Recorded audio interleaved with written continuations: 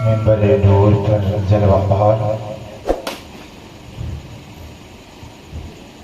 علماء کرام، حفاظ کرام، شورائے اسلام اور خصوصیت کے ساتھ شہزادہ حضور پیر طریقت رہبر راہ شریعت حضور اختر القادری صاحب قبلہ تحقیق کے شہزادے یہاں تشریف فرما ہے۔ حاضرین محفل، السلام علیکم ورحمۃ اللہ تعالیٰ وبرکاتہ۔ آپ حضرات گھبرائیں نہ، انشاءاللہ صحیح وقت پر آپ حضرات کو ہم چھوڑ دیں گے، کیونکہ ہم مزاج کے موافق، مزاج کے مطابق تقریر کرنا پسند کرتے ہیں، اور تقریر کی آج یہ ایک درسگاہ ہے۔ یوں سمجھیے کہ ہم ٹیچر ہیں، آپ اسٹوڈنٹ ہیں، ہم مدرس ہیں، یہ طلبہ ہیں۔ الحمدللہ الحمدللہ الذی ابدع الافلاک والارضین، والصلاة والسلام علی من کان نبیا وآدم بین الماء والطین، وعلى آلہ واصحابہ وازواجہ وذریاتہ واہل بیتہ واولیاء امتہ وشہداء محبتہ اجمعین، اما بعد فاعوذ باللہ من الشیطان الرجیم، بسم اللہ الرحمن الرحیم، قد جاءکم من اللہ نور وکتاب مبین، آمنت باللہ صدق اللہ العظیم، وبلغنا رسولہ النبی الامین المتین المعین الکریم،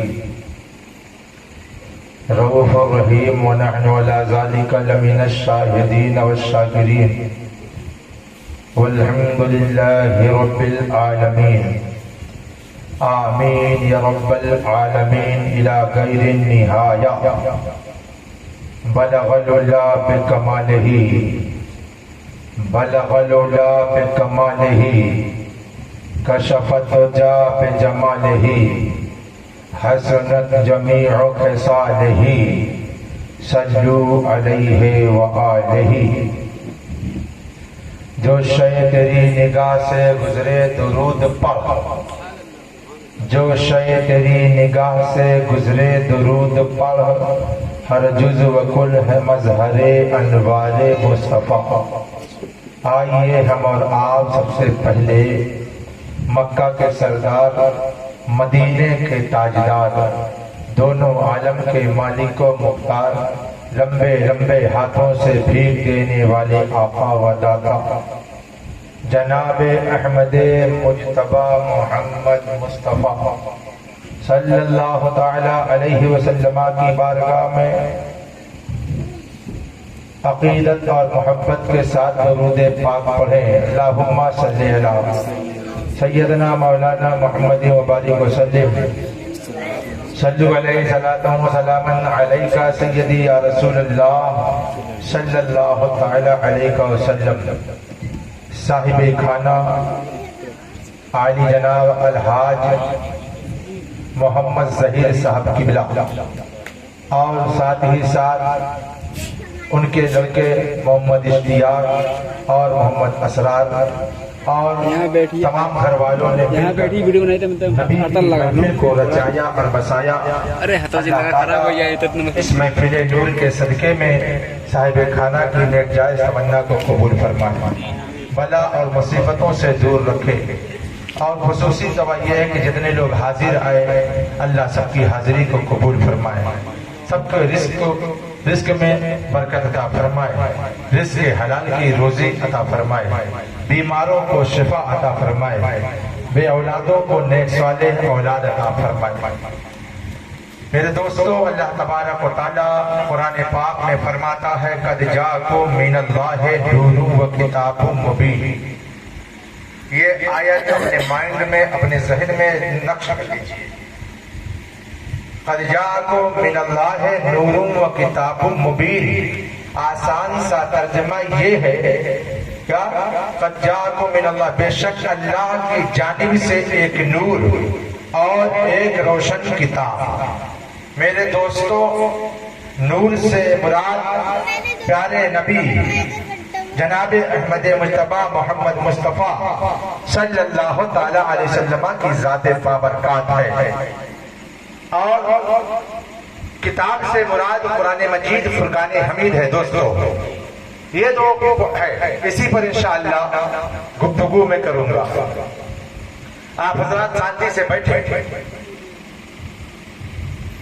اعلیٰ حضرت امام عشق و محبت، غوث بحر معرفت، مجدد دین و ملت، الشاہ امام احمد رضا خان فاضل بریلوی علیہ رحمت و رضوان، نبی کی ذات پر جب قلم کو اٹھاتے ہیں، نبی کی پیشانی پہ قلم چلاتے ہیں تو لکھتے ہیں جس کے ماتھے شفاعت کا صحرا رہا، اس جبین سعادت پہ لاکھوں سلام۔ جب نبی پر قلم اعلیٰ حضرت اٹھاتے ہیں، کان مبارک کے بارے میں لکھتے ہیں تو لکھتے ہیں دور و نزدیک کے سننے والے وہ کان لالے کرامت پہ لاکھوں سلام۔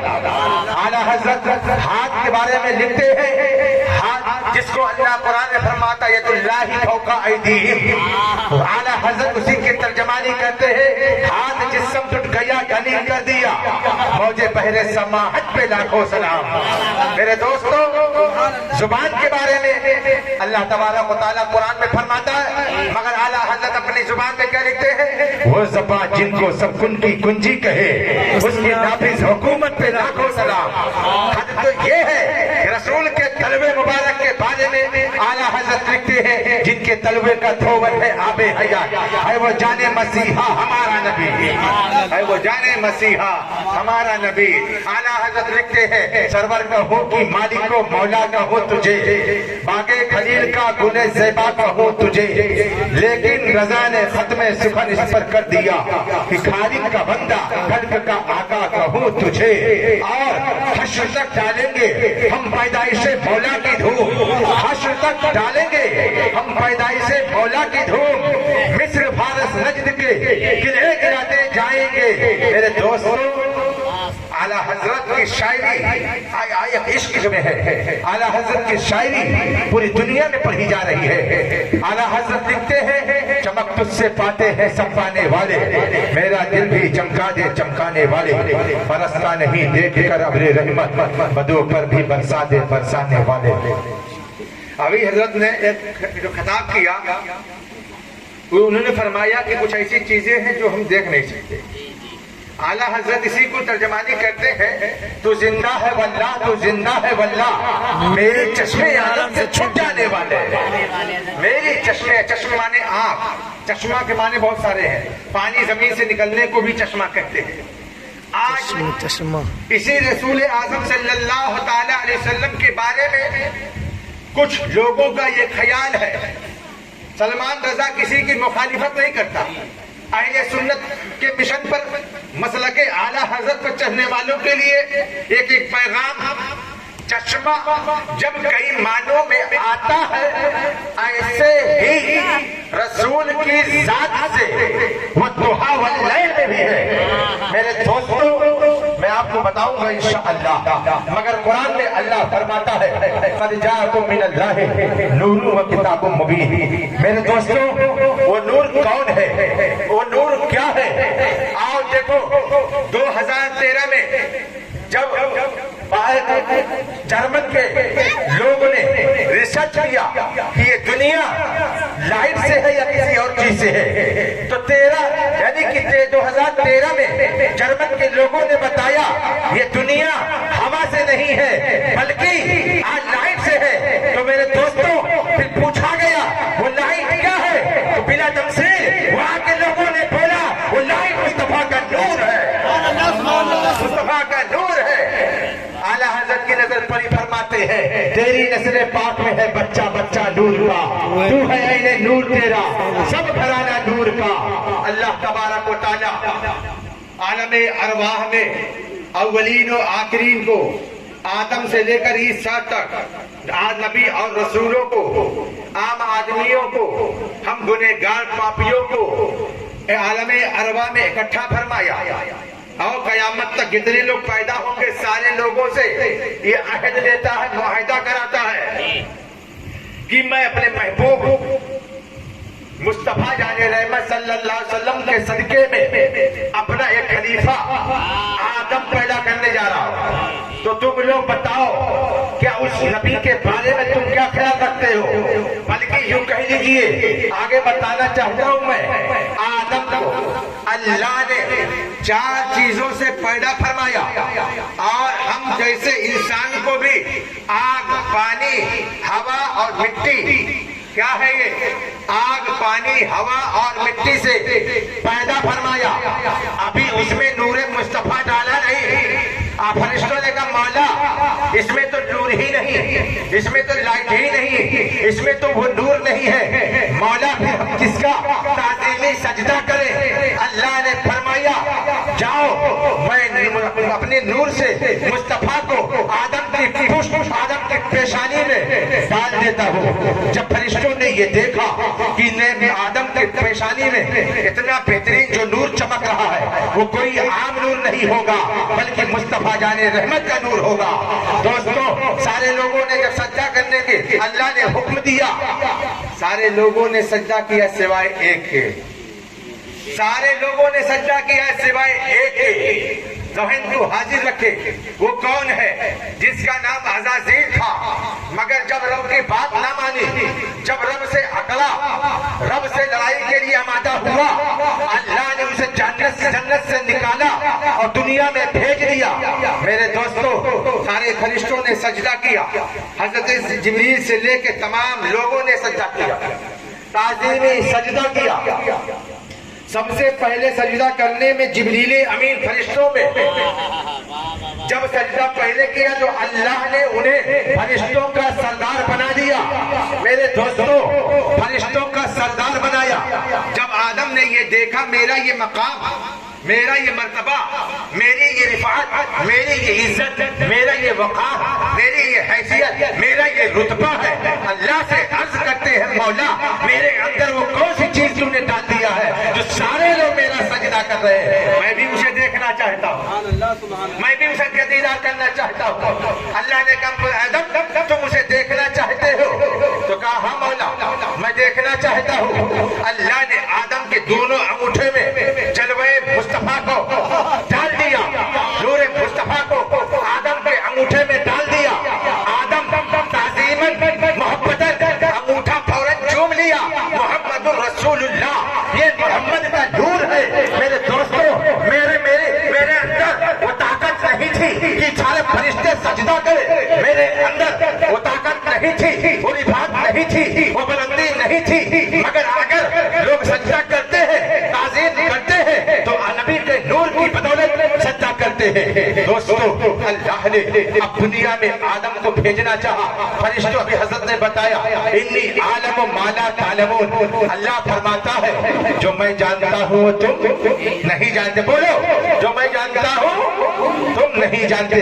ابھی تو یہ بتا رہا ہوں، ابھی تقریر باقی پوری، میں جو جانتا ہوں تم نہیں جانتے۔ اللہ کے فرشتوں نے کہا مولا جو تم مخلوق پیدا کرتا ہے، جو کرنے کا ارادہ فرمایا ہے، وہ تو زمین پہ خون ریزی کریں گے، نہ فرمانیاں کریں گے، نماز بھی نہیں پڑھیں گے، روزہ بھی نہیں رکھیں گے، ایسا گناہ کریں گے۔ میرے دوستو اتنی ساری باتوں کرنے کے بعد اللہ نے فرمایا وہی جو میں جانتا ہوں تم نہیں جانتے۔ آدم کو زمین میں بھیجا، زمین پر آئے سرندیپ میں، آج سری لنکا میں وہ چیز موجود ہے۔ سرندیپ ایک پہلے ہندوستان میں تھا، مگر پھر ملک ہندوستان بچنے کے بعد وہ لنکا میں حصہ آیا۔ سرندیپ میں آدم آئے اور اسلام کو، اللہ کو ایک بتاتے رہے، اے دنیا کے لوگوں خدا ایک ہے، خدا کی عبادت کرو، خدا کو پوجو، خدا کو مانو، میں اللہ کا نبی ہوں، اللہ کا خلیفہ بن کے آیا،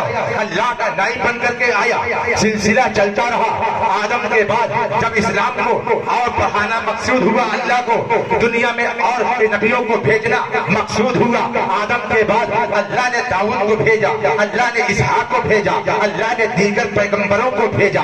گویا کہ آدم سے لے کر عیسیٰ تک ہر نبی ہر رسول آتے رہے اور یہ بتاتے رہے کہ اللہ ایک ہے, میں اللہ کا نبی ہوں. مگر دوستوں سارے رسول سارے نبی آئے, اللہ نے حضرت عیسیٰ کو آسمان پر اٹھایا, آسمان پر اٹھایا, 680 سال کا گیپ بھی دیا آسمان پر عیسیٰ کو.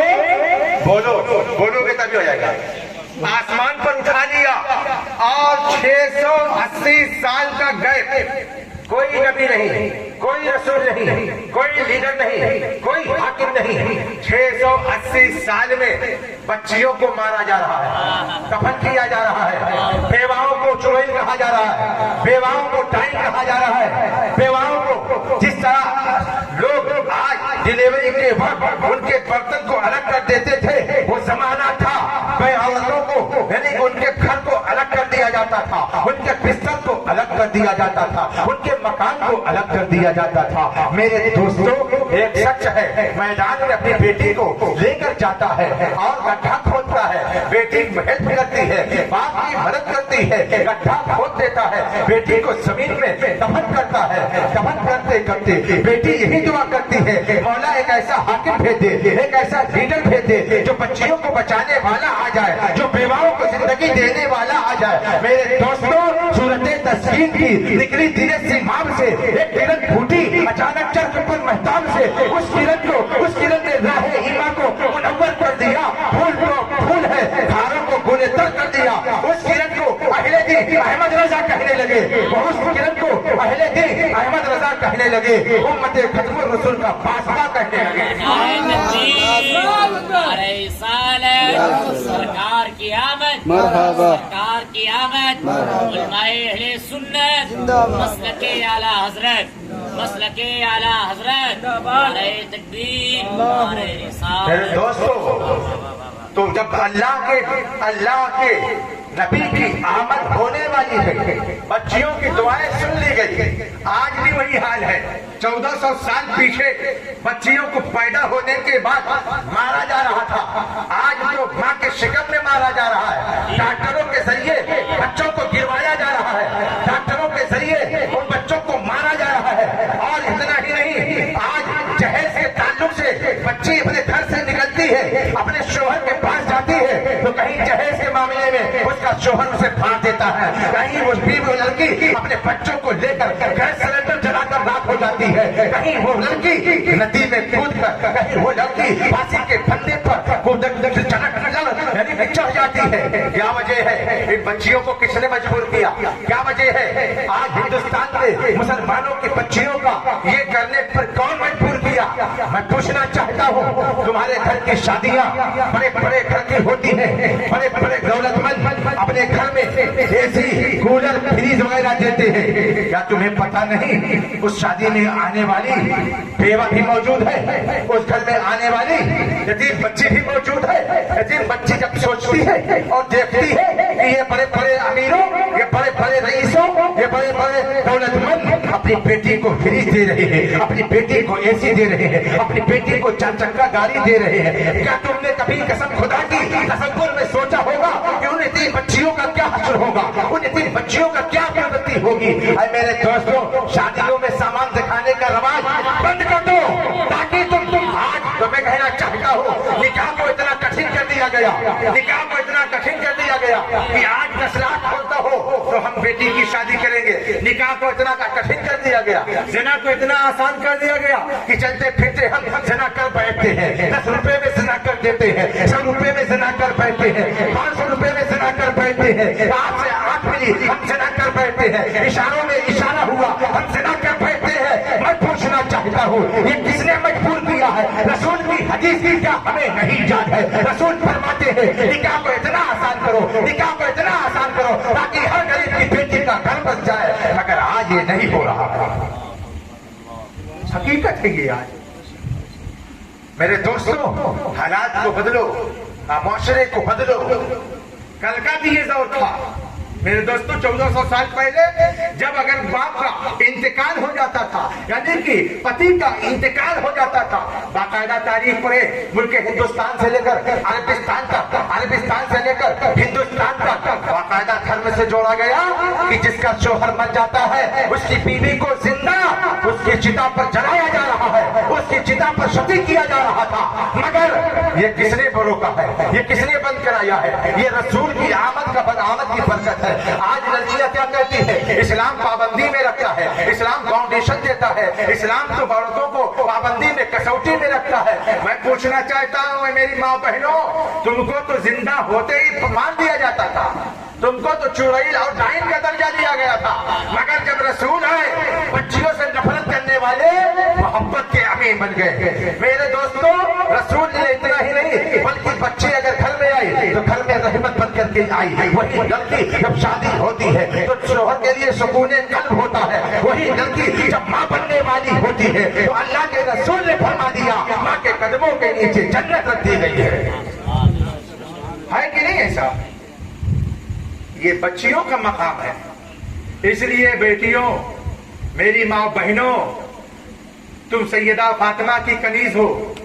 ऐ नौजवानों, तुम सिद्दीक़े अकबर से लेकर अब बुजुर्गाने दीन के गुलाम हो, उनके फॉलोअर हो, उनको आइडियल बनाओ।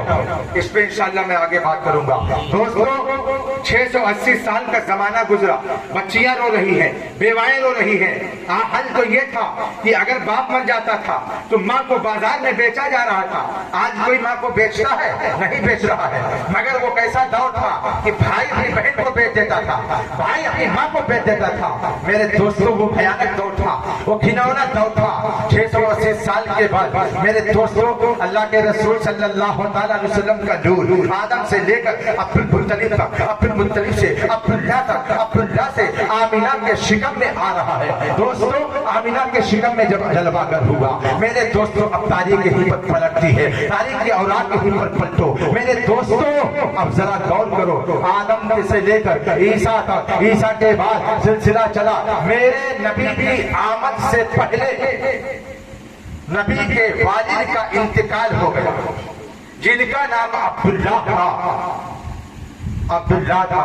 अब्दुल्ला की पेशानी में नूर जब चमक रहा था, जंगल में आप जाते थे तो जो इस्लाम के मुखालिफ थे, जो और लोग थे, वो रसूल के वालिद को मारना चाह रहे थे, यानी कि घेराव किया और मारने की कोशिश की।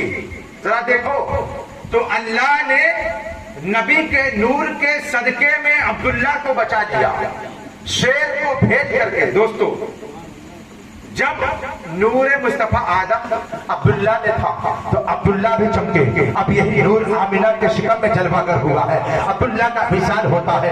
अब्दुल्ला का विसाल होने के बाद अरब का ये दस्तूर था, अरब का ये रीत थी, अरब का ये माहौल था कि जब किसी का शोहर मर जाता था तो अच्छी खुशबू नहीं लगाती थी, कपड़ा अच्छा नहीं पहनती थी, शौक श्रृंगार नहीं करती थी। आमिना, तेरे जिस्म से खुशबू आ रही है, तेरे कपड़े में इतने चमक कहां से आई है? मेरे दोस्तों, हजरत आमिना अपने घर में है और अपने घर में है, बेवा होने का दाग लिए हुई बैठी है और बेवा का दाग लिए बैठी है। और हजरत आमिना के शिकम में नूर मुस्तफा की अमान, मुस्तफानी की अब्दुल्ला की अमानत अपने पेट में पल रही है। आमिना के पेट में पल रही है। 9 महीना हो चुका है और रात का सन्नाटा है। सुबह सवेरे का, यानी कि सुबह सवेरा होने वाला है, रात जा रही है, सुबह होने वाली है। हजरत आमिना के शिकम में दर्द हुआ, मीठी मीठी दर्द होने लगी, प्यारी प्यारी दर्द होने लगी। हजरत आमिना ने फरमाया कि ऐसी दर्द मुझे हो रही थी कि मैं जो चीज भूली हुई थी वो मुझे याद आ गई। सुभान अल्लाह, वो मुझे याद आ गई। आज की माओ का हाल क्या है? जब बच्चे की विलादत का वक्त होता है, जो दर्द पैदा होती है तो माँ सारी चीजें भूल जाती है, सारे खुशियों को भूल जाती है, वो गम में हो जाती है। तारीख उठा करके देखो, तारीख उठा करके देखो, अमेरिका का एक डॉक्टर लिखता है कि आओ, जो विलादत के वक्त जो माँ को दर्द होती है, यानी कि एक इंसान के अंदर अगर एक वक्त में 32 टुकड़ा हो जाए, 32 जगह से जिस्म टूट जाए, जितनी दर्द 32 टुकड़ा होने में होती है, इतनी दर्द बच्चे की विलादत में होती है। आमीना तुझे कौन सी दर्द हुई है? आमीना फरमाती है मुझे जब दर्द महसूस हुआ तो मुझे ऐसा लगा कि मुझे कोई आम दर्द नहीं है, मेरी दर्द से बल्कि मैं कमो नहीं बल्कि मुस्कुराने लगी हूँ। सुभान अल्लाह, भूली हुई बातें याद आ गई है। मेरे दोस्तों, हजरत आमीना के घर में नबी यानी कि नबी की दादी, नबी की दादी है। आप गौर करो, नबी की दादी कहती है अब्दुल मुत्तलिब से, ये नबी के दादा है, नबी के दादा से कहती है कि अरे अब्दुल मुत्तलिब मेरे शोहर, मैं ये सोचती हूँ कि आमिना का शोहर मर गया, अब्दुल्ला का इंतकाल मेरे बेटे का हो गया। अब आपका ये रीत है, चलन है कि जब किसी का शोहर मर जाता है तो वो खुशबू नहीं लगाती है, अच्छा कपड़ा नहीं पहनती है, शौक श्रृंगार नहीं करती है, मुस्कुराया नहीं करती है। अरे आमीना, तेरे अंदर, तेरे जिस्म के अंदर ये खुशबू कहाँ से आ रही है? अरे आमीना, तू इतना अच्छा लिबास कैसे पहन रही है? हज़रत नबी की दादी फरमाती है जब मैं उनसे आमीना के पास जाती हूँ और ये मना करना चाहती हूँ, अरे आमीना तेरे शोहर का इंतकाल हो गया है, अब तो खुशबू न लगा। जरा तवज्जो है, बोल दो दोनों हाथ उठाकर या हुसैन, या हुसैन। नबी की दादी फरमाती है कि मैं आमीना के जब करीब जाती हूँ तो क्या देखती हूँ? चेहरे आमीना में वो नूर नजर आता है और मैं बोलना चाहती हूँ, मगर नूर की बरकत से मेरी जुबान को सिल दिया जाता है, यानी कि बोलने की सलाहियत खत्म हो जाती है। मेरे दोस्तों, वही नबी की दादी अपने शोहर से कहती है अब्दुल मुत्तलिब मेरे शोहर, जाकर के आमीना से कह दो कि अब खुशियां न मनाए, शौक श्रृंगार न करे। अब्दुल मुत्तलिब गए और आमीना से कहते हैं आमीना, मैं घर में आता और जाता हूँ, रोजाना आता और जाता हूँ, तुम जो खुशबू लगाती हो, जो लिबास पहनती हो, अब इसको न पहनना, अब इसकी खुशबू न लगाना। आमीना फरमाती है अब्बा जान, मैं कोई खुशबू नहीं लगाती, मैं कोई इत्र नहीं लगाती, मैं कोई खुशियां नहीं मनाती। अब्दुल मुत्तलिब कहते हैं किसी और से आमीना कहती तो मैं मान लेती, मैं इसी घर में रहता हूँ, मुझे पता है मैं अरब का रईस आदमी हूँ, मैं खाने काबा का मतवल्ली हूँ, मैं बहुत बड़ा आदमी माना जाता हूँ। अरे आमीना, पूरे अरब में ये मशहूर है कि अब्दुल्ला की बीवी अब्दुल मुत्तलिब जो बहू बन करके आई है वो तो न जाने कौन सी खुशबू लगाती है, पूरे अरब में मशहूर है। पूरे अरब के लोग अब्दुल मुत्तलिब से कहते हैं अरे अब्दुल मुत्तलिब आमीना कौन सी खुशबू लगाती है? अरब का ये दस्तूर है कि खुशबू नहीं लगाती है। तो अब्दुल मुत्तलिब ने आमीना से कहा जाओ, आमीना अपने सर पर हाथ रखती है और रोने लगती है। कुछ देर के बाद अब्दुल मुत्तलिब से कहते हैं अब्बा जान, मैं कोई खुशबू नहीं लगाती हूँ, मैं कोई ऐसे इत्र नहीं लगाती हूँ। तो फिर अब्दुल मुत्तलिब ने कहा ये कैसी खुशबू है? पलट कर आमीना ने बोली अरे अब्दुल मुत्तलिब, तेरे बेटे की अमानत जब से मेरे पेट में पलने लगी, तब से मेरा जिस्म महकने लगा, तब से मेरे जिस्म में खुशबू आने लगी। आला हजरत फरमाते हैं उनकी महक ने दिल के गुंजे खिला दिए, उनकी महक ने दिल के गुंजे खिला दिए, जिस राह चल गए पूछे बसा दिए। मेरे दोस्तों, आमीना ने जब ये कहा, हजरत अब्दुल मुत्तलिब हैरान और परेशान है और उसके बाद रात गुजरती है, सुबह सवेरा हो रहा है। अब्दुल मुत्तलिब खाने काबा का तवाफ कर रहे हैं, खाने काबा का तवाफ कर रहे हैं। इतनी देर में आमीना को जब दर्द होने लगा, आमीना अपने पड़ोसन को बुलाती है, एक ऐसी लेडी औरत को बुलाती है, औरत आए मेरे रिश्तेदार, मुझे बच्चे विलादत का वक्त होने शुरू हो गया, दर्द शुरू हो गया है। औरत जाकर के अरब में चली जाओ, मक्का में चली जाओ और अच्छी दाया को बुला करके लाओ, दाया को बुला करके लाओ। करीम भाई, आमिना के कहने के मुताबिक वो औरत मक्का में गई। मक्का में जब गई बड़ी बड़ी दाइयों के पास गई, अरे दाया चलो, आमिना के घर चलो, अरे दाई तुम चलो, आमिना के घर चलो, अरे दाई तुम चलो, अब्दुल्ला के घर चलो, अरे दाई तुम चलो, अरे दाई तुम चलो। हर दाया के पास चलती रही, दरवाजे पर दस्तक देती रही। सारी दाया मिल करके कही जो बच्चा आने वाला है वो बच्चा यतीम रहेगा।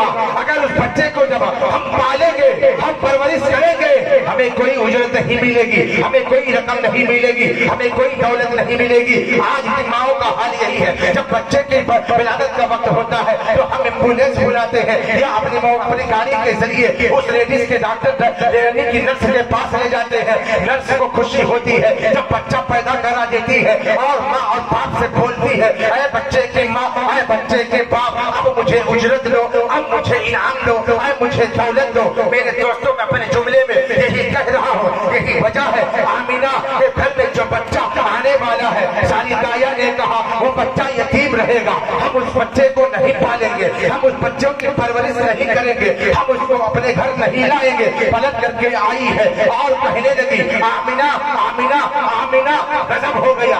गजब ये है कि कोई अरब की औरत, कोई मक्का की दाया अब तुम्हारे घर नहीं आना चाहती।